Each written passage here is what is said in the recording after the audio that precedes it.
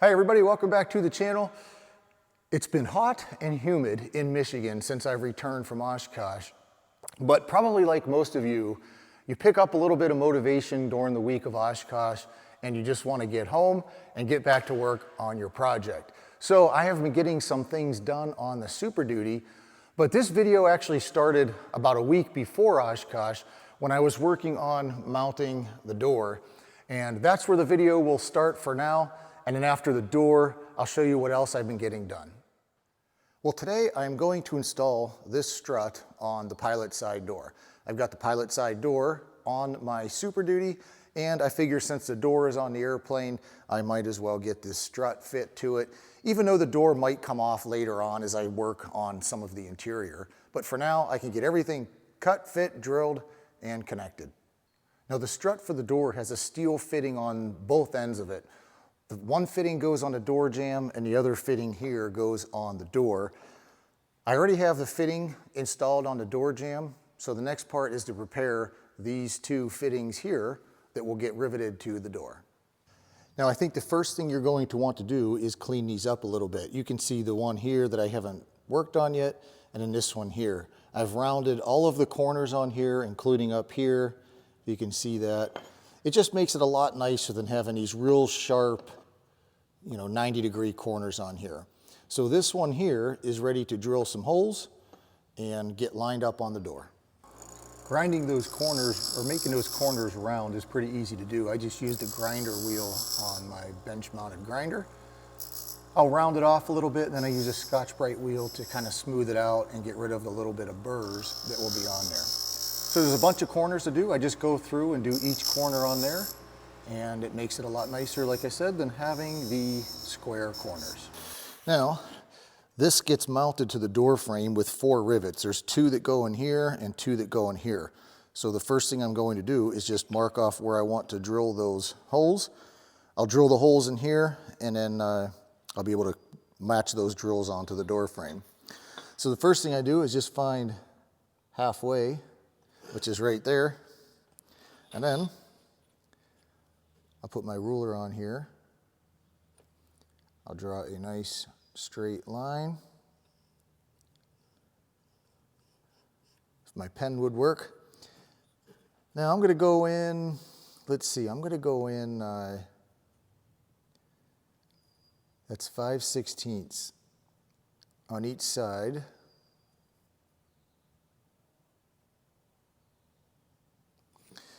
And that is where I will drill my 2 holes. And I'll do the same thing on this tab here.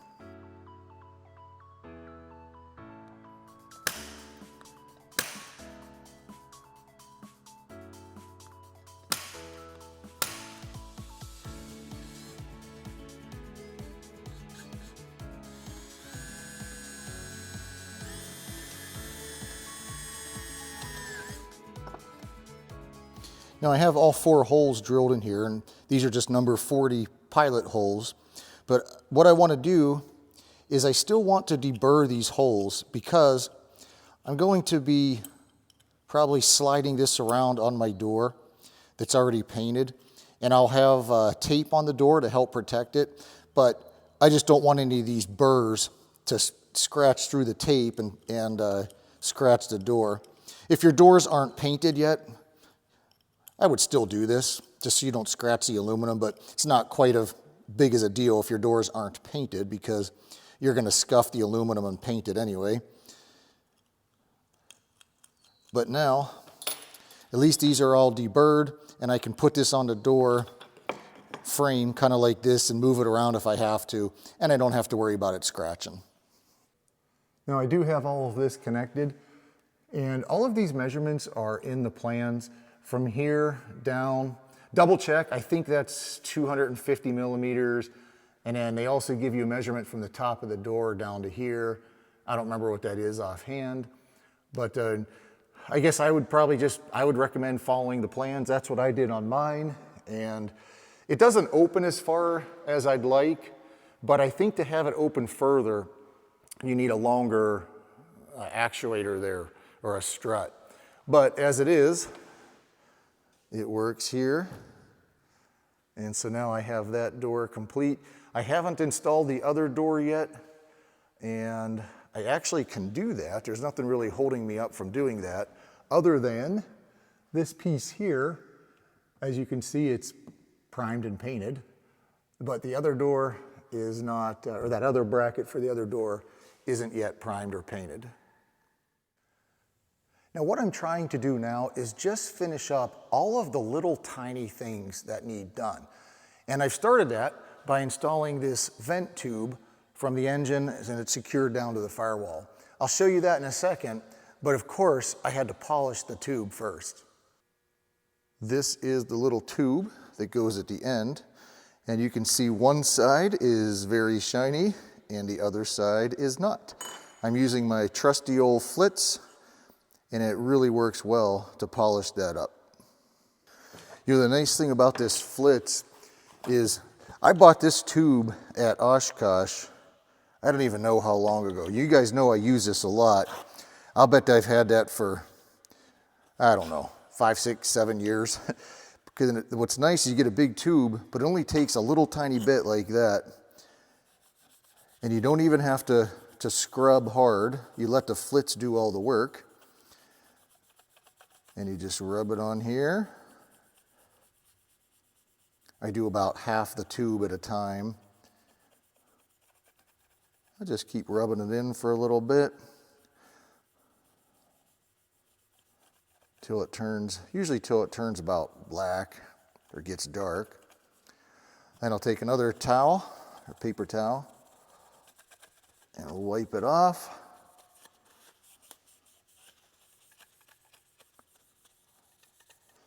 And can you see the difference? There's the back side I didn't do, and then the rest of it. You see how nice and shiny it is. I love the flitz. Well, there it is. It's done. This will be in the engine compartment, so you're really not going to see it anyway, but just look how much nicer it looks shined up than it did when it was all dull. So I just like anything aluminum I polish just to make it look nice. So here is the tube. It gets connected to there, to the engine, and I have it routed down here between the engine mount and all these other hoses, and it's secured down here with some clamps, and you can see how nice and shiny that looks, so it looks great. I'm sure it'll probably dull over time, but you know, once a year during the annual I can come in and polish that up. Now you'll see this little hose clamped to it here. That just comes up to the mechanical fuel pump there. It's just a vent. And all of that is provided in the firewall forward kit. So they give you everything you need for this. They give you everything you need for that little fuel pump vent. But everything is just nice and tidy there. You can see that's what it looks like. Again, it's not a big thing to do. This probably only took me 10 minutes to do, but it's one little thing that's done. I know this isn't really a big deal, but I put this wire here. This connector and wire comes with the alternator. So I just plugged that in the back there, routed the wire all the way up here, and it goes, that's actually this white one right there, goes into the voltage regulator. Again, it's just a little tiny job, but it's done. Now these wires here, I had these curled up in here, but I decided to move this curl of wires out to the engine compartment. And what this is there's 3 wires here.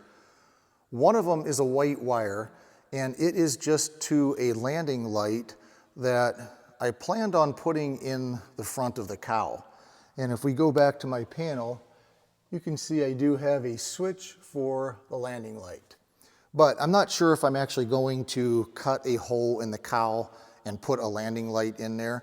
And who knows, someday I may even put like a light connected to there or something like that. But that wire is now accessible if I want to add it. These other 2 wires in here, there's a white and a red and a green and a red. Those both go to the Dynon EMS, which is the engine module. And those are for manifold pressure. Now there's 2 different wires for 2 different types of sensors. And I didn't want to cut these off because my engine is a carburetor, but who knows, some year down the life of the airplane, what if I switch engines or add a fuel injection unit? I just wanted to have those. I didn't want to cut those wires, so I have them here if I ever switch over to fuel injection and I need manifold pressure, then the wires are here. And there's both of them there because each one is a different sensor, and I don't know what sensor I would have, so I just bundled the 2 wires there. I don't know if I've showed this little fuse panel that I've made, but you see these orange wires here. Those are the wires that come from it's either the dynon or the EMS, but it comes down here to the shunt. And you do have to have fuses in there, like a 1 amp fuse, I think it is. And I learned the hard way on my cruiser. I actually never added the fuses. I don't know if I forgot or didn't know I needed them. And what happened is one of the times during the engine start, it did something to the EMS module, which is this module right here. And whatever it did, it put a big red X on the amperage indication on there. So it basically, from what I've read on the Dynon forums, it blew an internal fuse in the EMS.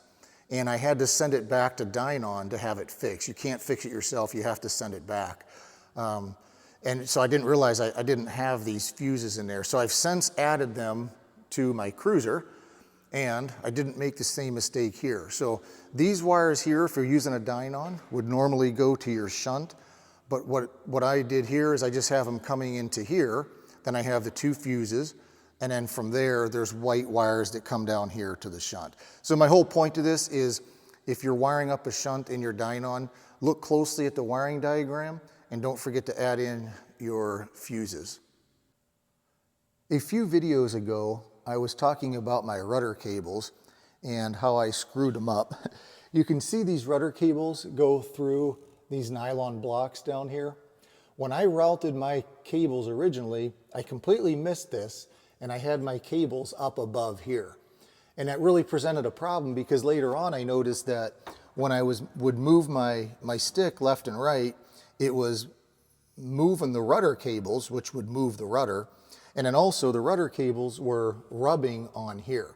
So I didn't really understand what I did wrong. I still didn't see these 2 big empty holes here. And like I said, I mentioned in the previous video that I got on a kind of a video call with Roger, and we realized that I routed my cables wrong. But the problem was I couldn't just reroute those cables because they have these swaged ends up here with the loop, and I couldn't put them back through this hole. So basically what I had to do is cut out my rudder cables. I ordered new rudder cables from Zenith, and while my dad was here, we got I already had the new cables routed, but I needed 2 people to swage this. Before I connected it to here, obviously you can move the cable out. And it's just easier with 2 people because my dad could hold the cable and then I could hold the tool that squeezes these. But these are all done now. The cotter pins are in, completely done. And then I will take you to the back of the airplane where I have the rudder cables finished up here also. So the rudder cables come out of my custom-made fairings here, and then they come out the turnbuckles I just safety wired this morning. So those are all done. The cotter pin I have in here. And while I was back here, I used my trusty old flits to repolish these. They just tend to get dull after a while. So a couple times a year, I'll polish them. My cruisers are the same way. Now, if you're wondering why I did not paint these, there are 2 reasons why I didn't paint them. The first reason is because they look cool chromed like this or polished. It's just visually it's just different than a green paint. So I like having them shiny and different. The other reason is that these are the rudder stops. So when you move the rudder, this spot right here will contact this. And if these are painted, every time that hits, it's going to start chipping the paint. And it just starts to look bad. So without having them painted, I don't have to worry about the paint chipping. Now, one other little task I've completed this morning is connecting the outboard flaperon to the inboard. And as I've discussed in, I think it was just a previous video, I made my flaperons even. So if you look down the trailing edge here, the outboard flaperon is even with the inboard flaperon. This is a deviation from the plans, which I'm okay with doing on my airplane. But the difference is, if you look at the cruiser, you can see that the flap, or the inboard flaperon part, is a little bit lower than the outboard flaperon. And that is to give the wing a built-in twist. I didn't want to do that in this airplane because since this is an experimental airplane, I am experimenting, and I want to see if I can notice a difference with having it even. And what I mean by that is, the reason I'm doing this is because when this is uneven, you're basically always flying with the flaps down, which creates drag. So I just wanted to see if I could make these level and get an extra 30 miles an hour in cruise. No, I won't get that much, but it's just something I wanted to try. And one of the reasons I wanted to try it also was because these two holes didn't line up here in these two brackets. If for whatever reason I want to undo this or add that little bit of twist back into the wing, then I just take this bolt out, lower it down, and I just put it through the original holes. So anyway, this is done, they're connected up. Now my next step is to connect the push rods up in the fuselage. There is one thing holding me up though from connecting those push rods. You see this little bushing right here, number 11? That's this little guy right here. I don't have them. I'm missing 2 of them. And I'm guessing they came with the kit and I just misplaced them. So I have to order 2 bushings from Zenith, and then I can connect up the push rods. Once those are connected, then the elevators and ailerons will be completely connected, and I can get everything adjusted and the flight controls will be done. All right, one other thing before you guys go, I wanted to give you an update on Project X. And Project X is my little business that I've started, and I'm hoping will turn into a big business. But I'm not going to tell you what the product is yet, because actually the product itself is ready to go, but everything else isn't. And part of that is the packaging. This is a little white box, and this is what the product will come in. Now, my original idea was I bought 500 of these boxes, thinking that this would look nice if I took this box and got a custom rubber stamp made with my logo, and I could stamp the outside of the box. I did that, and it just looked really cheap to me, and I didn't like that. I really want my customers to love the box as much as the product. So what I did was I hired a local graphic design company here in town, and together we're working on making the files to have these boxes custom printed. So this whole box, when it's done, will look like a World War II Army crate. If that gives you any idea of what might be in the box. If you guys want to take a guess, leave a comment below and tell me what you think might be in this box. There's nothing in this one. So the product itself is ready to go. The boxes aren't, the website is not. But once I have the files and get the boxes printed, I'll get the website up and then it's ready to go. So I've been putting a lot of work and a lot of money into this, but it's fun for me to do. And I've always wanted to have my own little business, and I'm hoping this will be it. So anyway, what do you guys think's in there? Leave a comment below, let me know, and then I'll see you on the next video.